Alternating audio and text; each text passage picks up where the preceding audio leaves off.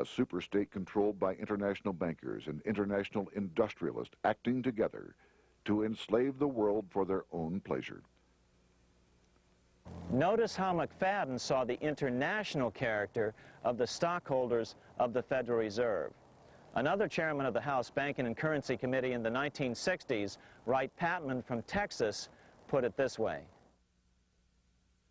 In the United States today, we have in effect two governments. We have the duly constituted government, then we have an independent, uncontrolled, and uncoordinated government in the Federal Reserve System, operating the money powers which are reserved to Congress by the Constitution. Even the inventor of the electric light, Thomas Edison, joined the fray in criticizing the system of the Federal Reserve. If our nation can issue a dollar bond, it can issue a dollar bill. The element that makes the bond good makes the bill good also. The difference between the bond and the bill is the bond lets money brokers collect twice the amount of the bond and an additional 20%, whereas the currency pays nobody but those who contribute directly in some useful way. It is absurd to say that our country can issue $30 million in bonds and not $30 million in currency. Both are promises to pay, but one promise fattens the usurers and the other helps the people.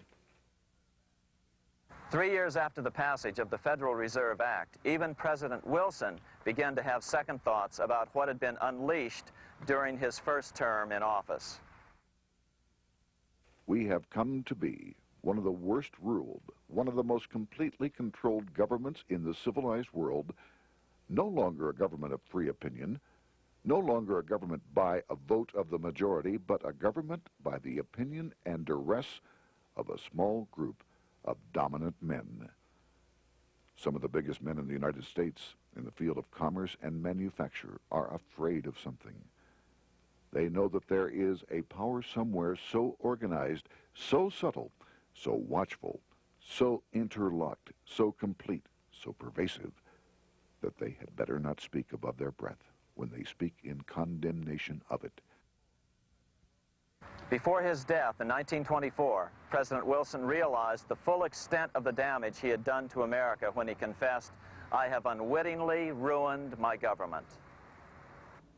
So finally, the money changers, those who profit by manipulating the amount of money in circulation, had their privately owned central bank installed again in America. The major newspapers, which they also owned, hailed passage of the Federal Reserve Act of 1913, telling the public that now depressions could be scientifically prevented. The fact of the matter was that now depressions could be scientifically created.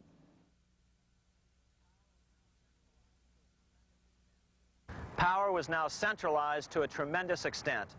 Now it was time for a war, a really big war. In fact, the First World War. Of course, to the central bankers, the political issues of war don't matter nearly as much as the profit potential, and nothing creates debts like warfare.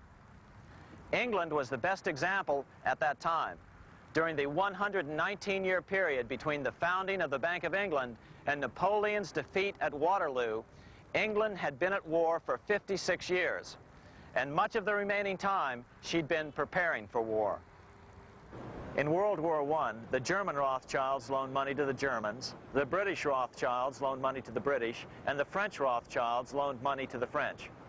In America, J.P. Morgan was the sales agent for war materials to both the British and the French. In fact, 6 months into the war, Morgan became the largest consumer on earth, spending $10 million a day.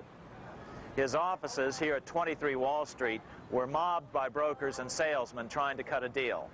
In fact, it got so bad that the bank had to post guards at every door and at the partners' homes as well. Many other New York bankers made out as well from the war. President Wilson appointed Bernard Baruch to head the War Industries Board. According to historian James Perloff, both Baruch and the Rockefellers profited by some $200 million during the war. But profits were not the only motive. There was also revenge. The money changers never forgave the czars for their support of Lincoln during the Civil War. Also, Russia was the last major European nation to refuse to give in to the privately owned central bank scheme. 3 years after World War I broke out, the Russian Revolution toppled the Tsar and installed the scourge of communism. Jacob Schiff of Kuhn-Loeb and Company bragged from his deathbed that he had spent $20 million towards the defeat of the Tsar. Money was funneled from England to support the revolution as well. Why would some of the richest men in the world financially back communism, the system that was openly vowing to destroy the so-called capitalism that made them wealthy? Researcher Gary Allen explained it this way.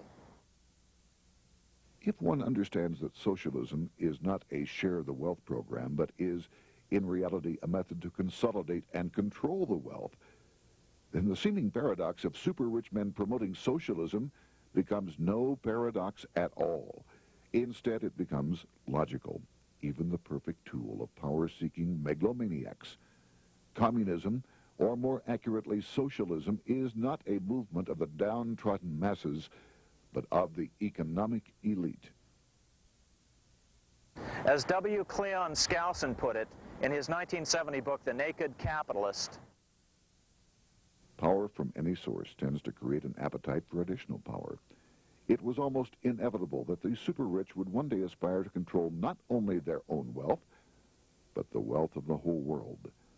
To achieve this, they were perfectly willing to feed the ambitions of the power-hungry political conspirators who were committed to the overthrow of all existing governments and the establishments of a central worldwide dictatorship.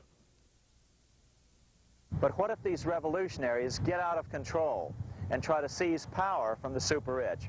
After all, it was Mao Zedong who in 1938 stated his position concerning power. Political power grows out of the barrel of a gun. The Wall Street, London axis elected to take the risk. The master planners attempted to control revolutionary communist groups by feeding them vast quantities of money when they obeyed and contracting their money supply or even financing their opposition if they got out of control. Lenin began to understand that although he was the absolute dictator of the new Soviet Union, he was not pulling the financial strings. Someone else was silently in control. The state does not function as we desired. The car does not obey. A man is at the wheel and seems to lead it, but the car does not drive in the desired direction. It moves as another force wishes.